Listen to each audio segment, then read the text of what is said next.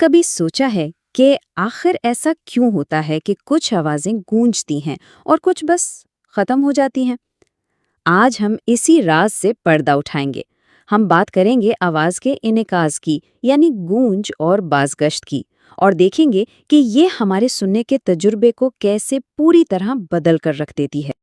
اچھا، تو یہ سوچئے، ایک خالی کمرے میں جب کوئی بولتا ہے تو آواز کیسی ہوتی ہے، اور وہی آواز ایک کھلی وادی میں کیسی گونجتی ہے؟ دونوں میں زمین آسمان کا فرق ہے نا؟ تو بھائی یہ کوئی جادو نہیں ہے، یہ ہے خالص فزکس۔ چلیں اس کے پیچھے کی سائنس کو ذرا کھول کر دیکھتے ہیں۔ تو سوال یہ ہے کہ آواز پیدا ہونے کے بعد سیدھا غائب کیوں نہیں ہو جاتی؟ جواب بہت سادہ ہے، کیونکہ وہ ٹکراتی ہے اور ٹکرا کر واپس بھی آتی ہے۔ تو آئیے دیکھتے ہیں کہ یہ آواز کی لہریں جب مختلف چیزوں سے ٹکراتی ہیں تو آخر ہوتا کیا ہے۔ سب سے پہلے یہ سمجھنا ضروری ہے کہ ساؤنڈ ویو یا آواز کی لہر آخر ہے کیا چیز۔ تو اسے ایسے سمجھیں کہ یہ ہوا میں ایک تھرتھراہٹ ہے، ایک وائبریشن، بالکل ویسے ہی جیسے کسی ٹھہرے ہوئے تالاب میں پتھر پھینکیں تو لہریں بنتی ہیں نا، بس آواز بھی اسی طرح ہوا میں سفر کرتی ہے۔ آواز کی لہر کا سفر بڑا دلچسپ ہے۔ اس کے 4 سیدھے سادے قدم ہیں۔ پہلے آواز پیدا ہوتی ہے، پھر یہ لہریں ہوا میں سفر کرتی ہیں۔ تیسرے قدم میں یہ کسی سطح، دیوار، پہاڑ، کسی بھی چیز سے جا ٹکراتی ہیں، اور آخر میں چوتھا قدم، یہ وہاں سے ٹکرا کر واپس پلٹتی ہیں، اور اسی واپسی کو ہم کہتے ہیں ریفلیکشن، یعنی انعکاس۔ اب ذرا اس چیز پر غور کریں، کوئی بھی سخت اور ہموار سطح جیسے کہ ایک پکی دیوار، اسے آپ آواز کا آئینہ سمجھ سکتے ہیں، بالکل جیسے ایک عام آئینہ روشنی کو منعکس کرتا ہے، ویسے ہی یہ سطح آواز کو ٹکرا کر واپس بھیج دیتی ہے۔ لیکن یہاں ایک مزے کی بات ہے، ہر آواز کا آئینہ ایک جیسا کام نہیں کرتا۔ کچھ آئینے تو آواز کو بالکل صاف واپس بھیجتے ہیں، جبکہ کچھ اسے ادھر ادھر بکھیر دیتے ہیں۔ چلیں اب ذرا اس فرق کی گہرائی میں اترتے ہیں۔ یہاں ہمیں 2 بہت اہم چیزوں کو سمجھنا ہے: ایکو، جسے ہم بازگشت کہتے ہیں، اور ریوربریشن یعنی گونج۔ ایکو کیا ہے؟ یہ آواز کی ایک بالکل صاف، واضح تکرار ہے، جیسے آپ نے کچھ کہا اور وہی چیز آپ کو تھوڑی دیر بعد دوبارہ سنائی دی۔ دوسری طرف ہے ریوربریشن۔ یہ دراصل بہت ساری ایک دوسرے میں ملی ہوئی بازگشتوں کا ایک، کہہ لیں کہ ایک گچھا ہے، جو آواز کو بھرا بھرا اور دیر تک قائم رہنے والا بنا دیتا ہے۔ تو پھر سوال یہ اٹھتا ہے کہ ہمارا دماغ یہ فیصلہ کیسے کرتا ہے کہ جو آواز اس نے سنی وہ ایکو ہے یا صرف ایک گونج؟ آخر وہ کون سی چیز ہے جو ان دونوں میں فرق کرتی ہے؟ اس کا جواب ایک بہت ہی چھوٹے لیکن انتہائی اہم فیکٹر میں چھپا ہے، اور وہ فیکٹر ہے وقت۔ جی ہاں، ٹائمنگ ہی سب کچھ ہے۔ اگر ٹکرا کر واپس آنے والی آواز کو ہمارے کانوں تک پہنچنے میں 0.1 سیکنڈ سے زیادہ کا وقت لگتا ہے نا، تو ہمارا دماغ اسے ایک الگ، صاف ایکو کے طور پر پہچانتا ہے، اور اگر یہ وقت اس سے کم ہو تو بس وہ آواز ایک گونج یا ریورب بن کر رہ جاتی ہے۔ تو ایکو کو تھوڑا اور سمجھتے ہیں۔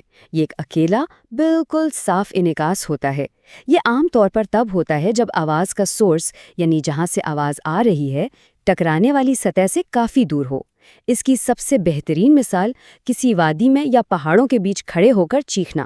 آواز جائے گی، ٹکرائے گی اور بالکل صاف واپس سنائی دے گی۔ اب آتے ہیں ریورب یعنی گونج کی طرف۔ یہ ایکو سے بالکل مختلف ہے۔ یہ بہت ساری جلدی ہونے والی اور ایک دوسرے میں گھل مل جانے والی ریفلیکشنز ہیں۔ یہ اکثر بند جگہوں پر ہوتا ہے، اور اس کی سب سے مزیدار مثال باتھ روم میں گانا گانا۔ وہاں آواز کتنی بھری ہوئی اور پروفیشنل سی لگتی ہے نا، وہ سب ریورب کا کمال ہے۔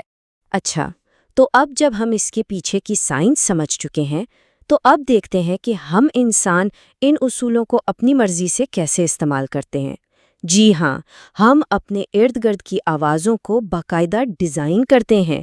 یہ کوئی اتفاق نہیں، بلکہ یہ ایک پوری انجینئرنگ ہے۔ دیکھیں، ہر جگہ کا اپنا ایک صوتی مقصد ہوتا ہے۔ جیسے کانسرٹ ہال کو لیں، وہاں ایک بھرپور گرم گونج چاہیے ہوتی ہے۔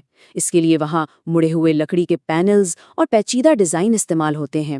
لیکن ایک لیکچر ہال میں، وہاں ہمیں گونج نہیں بلکہ بالکل صاف آواز چاہیے تاکہ بات سمجھ آئے۔